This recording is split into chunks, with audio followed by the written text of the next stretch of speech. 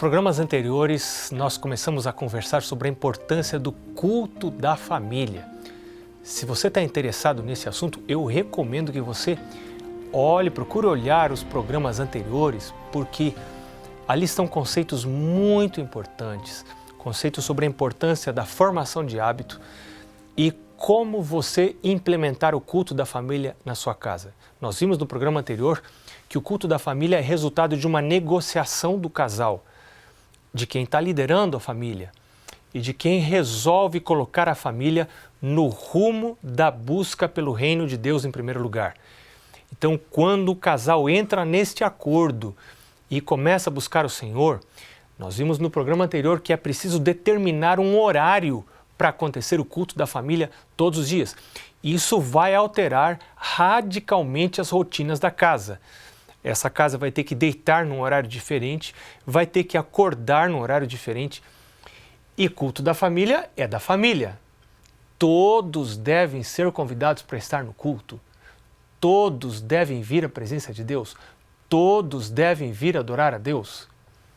E eu quero partilhar com você mais alguns trechos desse livro que eu considero um clássico da educação religiosa. O que eu mais quero, se não educar os meus filhos nos caminhos de Deus? Eu quero preparar os meus filhos não apenas para esta vida. Nós vemos um texto do capítulo 78, que é o capítulo sobre o culto da família. Esse é o livro Orientação da Criança. E só um parênteses, você encontra esse livro em cpb.com.br, cpb.com.br. Se nós educamos, o que eu queria dizer para você agora há pouco era que se eu educo os meus filhos apenas para esta vida, eles morrerão como viveram, sem Deus.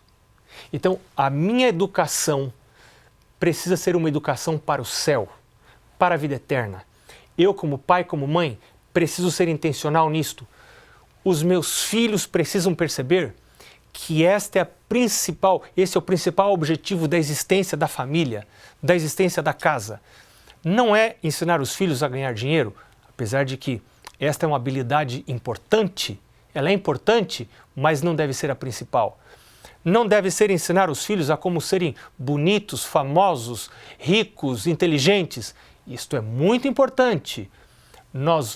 Pode ter a sua importância, você saber ganhar dinheiro, você galgar posições na sua vida profissional, ou seja, pode ser que algum filho seu será um grande legislador da nação, pode ser que você mesmo seja chamado a ocupar altos postos governamentais e poderá ser usado por Deus para mudar os rumos de uma nação. Eu não sei, Deus é quem sabe, mas enfim, o rumo da minha casa precisa ser claro. Para onde estamos indo nós? Então nós vamos formar hábitos espirituais na nossa casa, hábitos de busca de Deus. 3 desses hábitos, a gente já citou em programas anteriores, são o culto da família, a frequência à igreja e a guarda do sábado, que são atividades que nós realizamos em família. Então, como que realizamos o culto da família? Nós vimos no programa anterior que deve haver um horário determinado. Se você não determina esse horário, o culto simplesmente não vai acontecer. Não vai descer um anjo do céu, bater na sua porta e dizer: ei pessoal, vamos aí acordar, está na hora de fazer o culto hoje. E ainda assim alguém vai relutar em sair da cama? Não, esse anjo mora aí na sua casa. E esse anjo é você. Pode ser você. Deus está chamando alguém a pagar o preço. Alguém precisa sair antes da cama. Na verdade, a palavra de Deus diz quem deve ser esse alguém. Esse alguém, desculpe aí, marido, mas é marido, é o homem. A Bíblia diz que o marido é o cabeça da casa. É o cabeça não para ganhar no pratinho que ele quer na hora que ele quer. É o cabeça não para poder usar o dinheiro conforme ele quer para os seus motivos egoístas. É o cabeça não para aproveitar da esposa e dos filhos. É o cabeça no serviço. Como Cristo é o cabeça da igreja. Cristo não veio para ser servido, mas veio para servir e dar a sua vida em resgate de muitos. Então, A liderança do homem é uma liderança espiritual. É o homem que dirige o rumo da sua casa, claro que junto com a sua esposa, dirige o rumo da sua casa para Deus, para a busca de Deus, chama a esposa, chama os filhos. Este homem está protegendo a si próprio, está protegendo seus filhos de envolvimento com sexo, com uma vida sexual fora de tempo, inapropriada. Está protegendo seus filhos das drogas, porque quando você ensina para os filhos a formação de hábitos, quando você ensina regras, quando você ensina uma vida regrada, quando você ensina domínio próprio, quando você ensina que nada que é nocivo deve entrar na boca, isso lá desde a infância, com outras coisas que não são saudáveis. Meu filho, não beba refrigerante porque não é saudável.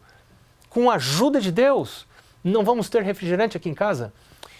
Na verdade, estou contando isso porque isso aconteceu lá na nossa casa. E em dado momento, meus pais decidiram que refrigerante seria algo que não mais seria encontrado na nossa casa.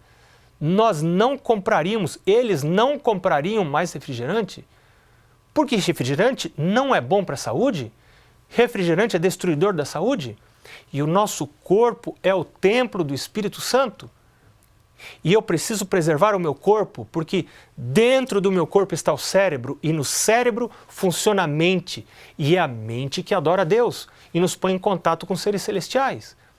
Tudo que prejudica o corpo, prejudica a mente, e me torna menos suscetível para perceber as realidades eternas, menos suscetível, menos disposto, predisposto para tomar decisões morais e espirituais.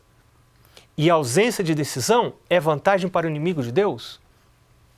Então a casa precisa tomar algumas decisões radicais. Agora, o cristianismo é uma religião radical. Não dá para a gente ficar em cima do muro. Ou nós somos ou não somos. E se nós fingimos que somos, o inimigo de Deus vai tomar controle da minha vida e da vida da minha casa, dos meus filhos, de tudo. E é por isso que o Senhor nos chama para essas decisões. E a primeira delas é realizar o culto. Olha esse texto que está no livro Orientação da Criança, página 521.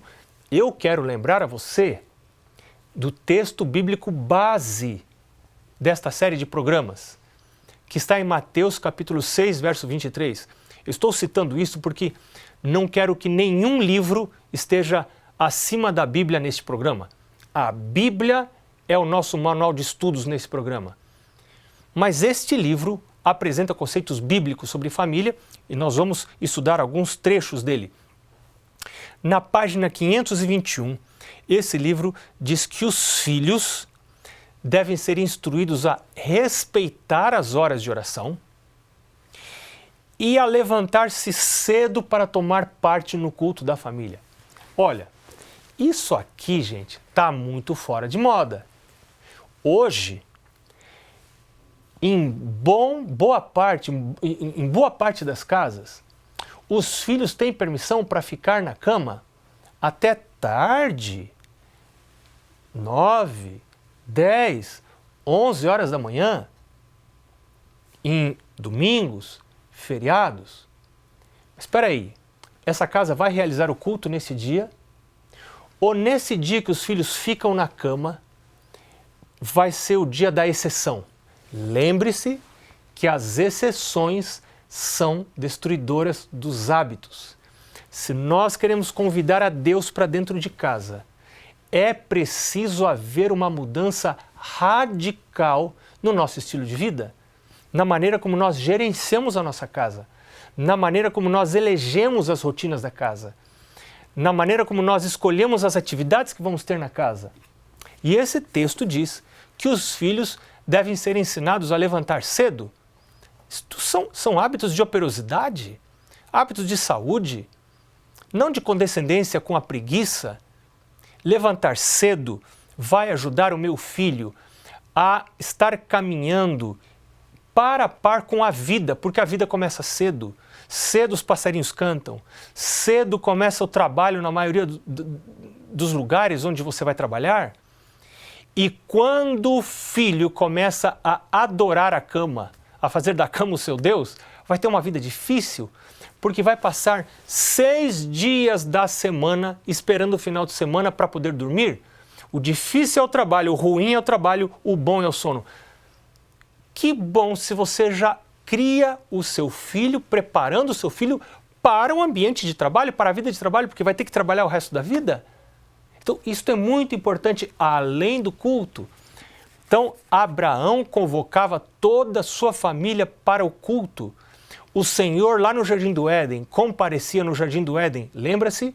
Na viração do dia, quando o dia virava da parte escura para a parte clara, e quando virava novamente da parte clara para a parte escura. O Senhor comparecia para comungar com Adão e Eva. Agora você pode imaginar um Adão resmungão. Não tinha cama, provavelmente, no Jardim do Éden. Eles dormiam na relva. Então o Adão dizendo, Senhor, está muito cedo, volta mais tarde.